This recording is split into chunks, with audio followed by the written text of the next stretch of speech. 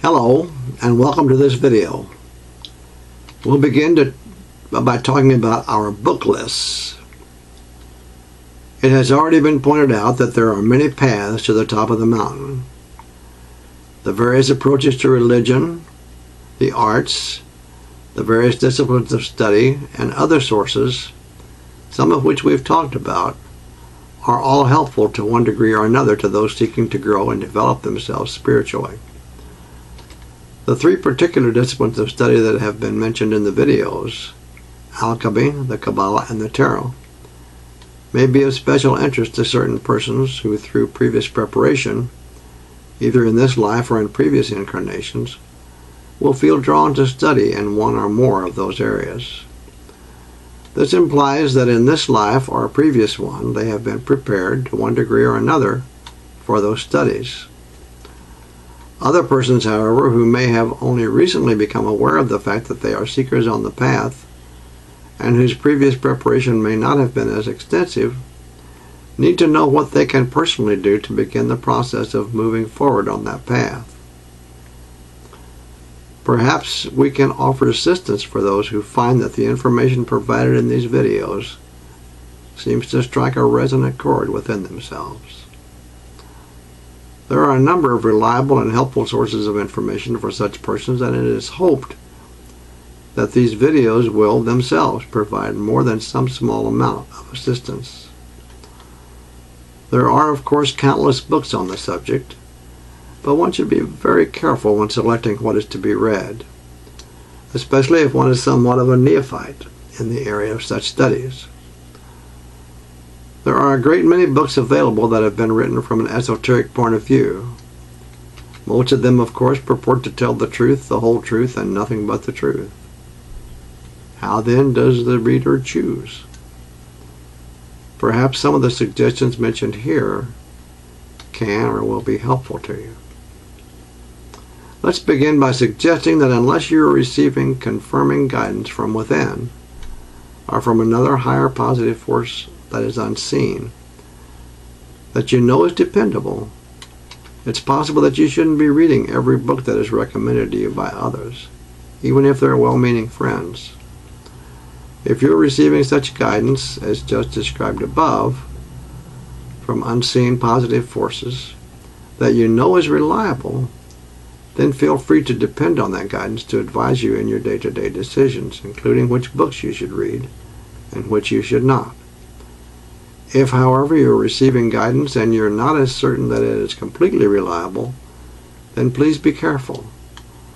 I don't recommend channeling, as it has come to be called, as a reliable means of receiving guidance, because it tends to encourage seekers to depend on sources that are outside themselves and their own higher selves, or even outside their two other unseen guides or guardians, one of which is at either shoulder. The motives of these other outside entities, the sources for which some act as channelers, may or may not be all that they seem. Instead, the seeker should ideally go within to the higher self, from whom initial unseen spiritual guidance will normally come. This guidance is sometimes called our intuition, our conscience, or even our still small voice within. By others, it is known as the beloved master within. You can and should encourage and develop a rapport with that positive inner source of guidance. There's information on how to do so under the headings that will follow later. The information mentioned is concerning meditation, consciousness, and communication with your higher self. Developing this kind of communication is not an overnight task, and it could take years. Once it's been accomplished, however, then you should allow this logical progression of spiritual development to continue from that point onward. What you receive from your higher self may be sufficient for your needs in this lifetime. For some, however, there may also be contact from one or both of the two other guides or guardians that were mentioned previously, one at each shoulder. Let it be said once again, however, since it is so important, that such spiritual development should not be expected overnight, or should be sought overnight. It is, in fact, almost always a slow, steady progression that allows the lines of communication to be opened gradually over a period of time, usually years, or even over one's lifetime or longer. Even then, it will usually take place only if one has shown the desire, the dedication, the commitment, and the proper attitude in one's heart that are all needed in order for someone to be given such a very rare blessing. If you feel uncertain about the reliability of information that you've received from unseen sources, you can and should feel free to ask the source of any such information. Are you attuned to and do you reserve the positive aspects of the greater light? Or perhaps better yet, do you come in the Christ Spirit? The response to one of, if not both of these questions must always be yes. If it is not, or if there is no answer, you may be dealing with the lower self. Now, more will be said about the lower self when we talk about consciousness and communication with your higher self. Depending on the situation, you may even be dealing with some other negative entity who does not have your best interest at heart. In either case, you may ask the questions as stated above. If your beliefs are not Christian, don't be concerned. The Christ Spirit is universal, and the use of its name in such a question will not offend any, if your motives are proper. It may even prevent a great deal of grief by assuring that the information you receive is reliable. If you still feel uncomfortable, however, about asking the question of whether it comes in the Christ Spirit, then by all means do instead that with which you feel most safe and comfortable. Excuse me. It will be helpful to say at this time that all the books mentioned here are very worthwhile reading. These lists will be especially beneficial for those who are not yet receiving guidance from higher unseen positive forces. Note also that those books included on the first list here should be interesting and worthwhile reading for any person, regardless of the level of mystical and spiritual development that they may have attained. Beginning, however, with that wonderful story, The Pilgrim's Progress by John Bunyan, which we have already discussed in a previous video, the reading may become somewhat more difficult at that point in the reading list, but if so, it is worth the effort required. It's not recommended that you try to read any of these works at one sitting. On the contrary, read for a while, and when you reach a reasonable break point, put the book down and resume reading at a later time or date. This will give your inner consciousness adequate time to properly assimilate that which has been read. Excuse me. Let me say that there's no intention here to imply that these lists contain the only worthwhile books for the sincere seeker. There are many others, not the least of which are those that are used by the various religions and theological beliefs of the world, presuming they teach that which is attuned to the higher positive forces. Those teachings that were mentioned, of course, include, but are not limited to the following: the Old and New Testaments of the Judeo-Christian Bible, the teachings of Buddha, the I Ching, the Bhagavad Gita, the Vedas, the Upanishads, the Quran, the Tibetan Book of the Dead, and others. The study of any one or more of these teachings, if done judiciously, could be of significant additional benefit to the seeker. Getting back to the subject at hand, however, the following list constitutes the first group of books recommended here for the benefit of the sincere seeker. So here is our book list. Number 1. It includes the following: Gulliver's Travels by Jonathan Swift, Life After Life by Raymond Moody, There Is a River by Thomas Segru. It's the story of Edgar Cayce. The Alchemist of the Rocky Mountains by Frater Albertus. The Imitation of Christ by Thomas à Kempis. The Pilgrim's Progress by John Bunyan. Parsifal by Wolfram von Eschenbach. The Aeneid of Virgil by Virgil. Paradise Lost and Paradise Regained by John Milton. The Divine Comedy by Dante Alighieri. Jonathan Livingston Seagull by Richard Bach. It also is a great film. Those books on this list should give you plenty to read over the next year or two, especially if you feel, as many others do, that you need to read them all. Perhaps there are only a few of those in that list that you will feel drawn to read. You're the best judge of which to read and which to set aside. Just remember that they would not be listed here if they were not worth your time. Most of those in the preceding list should be available at a used bookstore or a library or by mail order, depending on where you live. If these books from either list are not available in your area or country or culture, there may be comparable reading from sources within your own area or country or culture to which you could gain access and read with perhaps equal benefit. If you're truly interested, dedicated, and committed to bringing additional spiritual development into your life, and if you've completed reading the books that you feel you need from the preceding list, there is, following that, a second list of books that you may find even more interesting and helpful. As mentioned earlier, these are not suggested for everyone because they may help bring about inner changes that could affect many aspects of your life, sometimes dramatically. Although there may be some persons who will decide to read books from both sides during the same general time, during the same general time period, it's recommended that generally you should finish those books that you need from the first list before beginning to read books from the second list.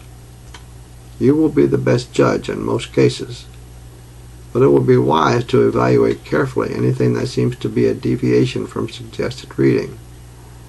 As a matter of fact, if you try jumping ahead, skipping over things that may not seem important to you in order to so-called speed up your spiritual development, especially when proper preparation has not been previously made, then you may have results somewhat like a person taking medication who decides that if one pill does some good, then a whole bottle must be even better and will work faster.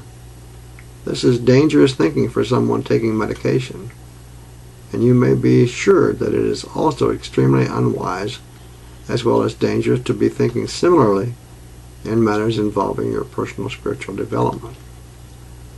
Do not feel that you need to be in a big hurry. As a matter of fact, please do yourself a favor and make a point of allowing things to take a more reasonable amount of time. As mentioned previously, this kind of development should not be expected overnight. It usually takes years and is often the worthwhile work of a lifetime, or perhaps even longer. I realize that you have read that information here more than once, and you'll probably do so again because I have made a habit of repeating those principles that I consider to be so important that they cannot be stated or stressed too many times. The following constitutes the second group of recommended books. Book list 2 includes the following: Brother of the Third Degree by Will Garver, Zanoni by Sir Edward Bulwer Lytton, Initiation by Elizabeth Heich, Morning of the Magicians by Louis Paul Wales and Jacques Bergier, A Dweller on Two Planets by Philos, The Spear of Destiny by Trevor Ravenscroft, The Seven Rays of the QBL by Frater Albertus,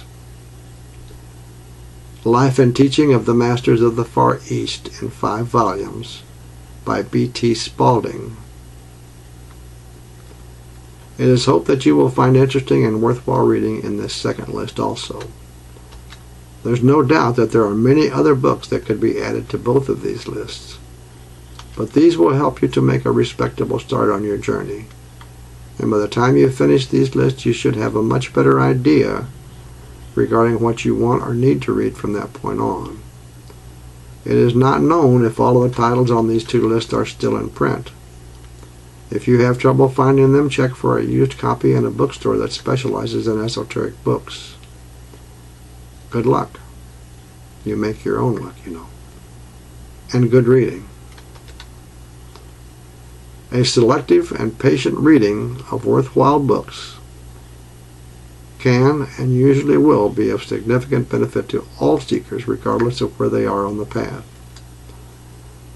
There's another area of endeavor, however, perhaps somewhat parallel to one's reading, that should be considered as a very basic tool in the effort to grow and develop our spirituality, whether we are a neophyte or one who has advanced far along the path. That tool is meditation. Meditation can be a very worthwhile way to begin one's day. Ideally, the time should be early enough to allow you to find a quiet place to relax and sit comfortably. I know that there are many examples in the movies and elsewhere of people sitting in a certain position in order to get the most benefit from their meditation. If this is what you need, by all means follow that which feels right for you. The same is true for prayer and other practices that people around the world use to seek God or to seek to be closer to God and the higher positive forces that serve Him. Perhaps, though, this may be a good time to suggest that in the final analysis it will be within your own heart, where you will be evaluated, judged, and found to be ready or not ready for greater light in your life. It will not be so much the position you assume for meditation, or the place, time, or number of prayers that you make, or even how perfectly you pray. If, however, these considerations are an important part of your basic beliefs, please be aware then that because of that fact, whether or not you give appropriate attention to these considerations may be noted by your higher self, meaning that higher part of yourself that is attuned to and through which we are able to reach the spark of God which lives within each of us, as an important indicator of your willingness to obey or not obey that which has been given to you. In other words, if such practices have long been a part of your beliefs and you're still comforted by them, or if you feel uncomfortable without them, then perhaps you have no need to make a change there. If, however, such practices have long been a part of your beliefs and they no longer feel right for you or comfortable to you, then it may be time for a change. Your own heart will help you to decide whether these rituals or procedures should be continued or set aside. After all, you are by far the best judge of such things. If you're uncertain what is best for you, then a sincere prayer asking that you be guided to do that which is right for you would be desirable and a worthwhile thing to do. Getting back to the subject at hand, however, once you're comfortable, you may find it beneficial to sit down with your feet apart on the floor or on the ground, depending upon where you may be. Many, while sitting, find it additionally beneficial to place their hands, palms down, on the top part of the legs just above each knee. Close your eyes if outside things tend to be distracting. Attempt to empty your mind of all thoughts and ideas.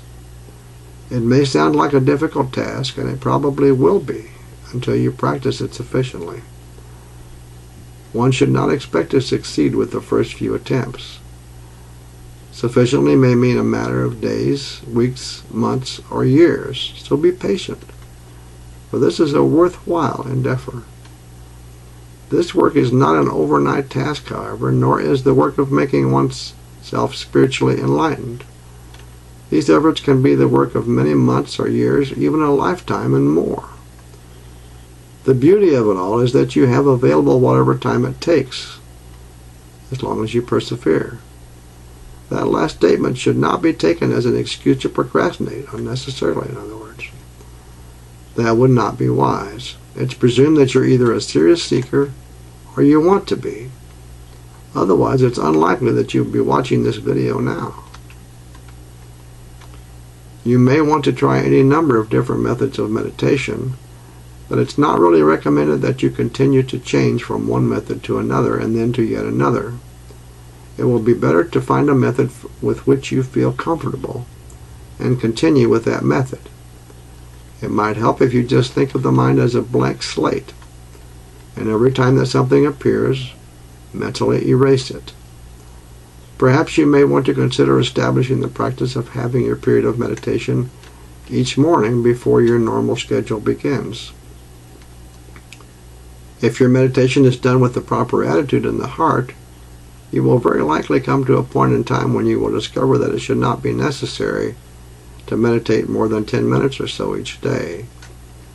Although early morning seems to work best for many people, as stated previously, your meditation may be done at whatever time of day is best for you. Once you've made that decision, however, it's worthwhile to be consistent. After a while, it may be days, weeks, or even many months or longer, you're likely to find that clearing your mind and keeping it relatively clear are tasks that are no longer so difficult. Once that begins to be a normal part of your meditation, you can just sit quietly during that time and listen receptively. Still later, you may reach the point where you will want to begin your meditation with a question to your higher self. This question should not be regarding some idle matter, but should concern something that is more meaningful to you at that time. When you have cleared your mind, you may mentally ask the question, then clear your mind again and listen. There are some who have found that the higher self may have, for those who are patient, many different ways of providing a response to their questions. It could come later, after their meditation period, in the form of something written in an article from a newspaper or magazine. It might be merely some word, phrase, or idea in a movie or television show that will strike a resonant chord within you, so that you know it comes as the answer to your question. It may even come as a mental picture in your mind's eye. Your higher self may at some time bless you even further by providing a direct response to you in a rather unusual manner. Perhaps you felt that special tingle or shiver up and down your spine and neck at some time when you were reviewing very beautiful scenery or listening to especially beautiful music that somehow touched your heart. That tingle or shiver can be given to you by your higher self, as it has been given to others before you by their higher selves, as a way of letting you know that it approves of your feeling the way that you do as a result of the experience that you have had. The higher self has also been known to give some persons at a particular time that special shiver for other purposes, even as a positive response to a yes or no question that the person has asked during their meditation period. This great blessing in time can eventually evolve to become a response that is given to you in actual words or even as a complete idea in the mind, as an answer to any type of question. When you've had the somewhat unsettling experience of receiving the answer to your question, even before you finish forming the first word of the question, whether you ask in thought form or sometimes even aloud, you'll begin to have some small inkling of the level of intelligence of those with whom you are dealing. Believe me when I tell you that these are blessings that are given only as a very special gift, and even then only to those who have been patient and who have shown themselves to be worthy and ready for such a blessing. Even kings with all their wealth and power cannot buy such a blessing. The reason is because such blessings cannot be bought. Please remember, don't allow yourself to get into a hurry about your efforts in these very important matters. As stated previously, they can take years, even a lifetime or longer. And for many, just the shiver or just other things, answers coming from other sources, may be all that you will need in this incarnation. For now, however, you have a life to live each and every day, and there are many more mundane aspects of that life with which you must also nevertheless deal. Hopefully, however, you'll be able to introduce more and more into your everyday living additional uplifting means of seeking and following a better way of life, a way of life that you are in the process of learning. Perhaps among these, if at some time in the future it seems to be the right thing to do, you may want to consider including a daily prayer to ask that you be guided to begin incorporating into your life the seeking of less and less for self and more for a life of service. When you've approached your period of meditation properly, with the right heart, and patiently, perhaps a time will come when your meditation and some of the other aspects of seeking a better way of life that you're trying to follow can help you to make it through each day a bit more easily.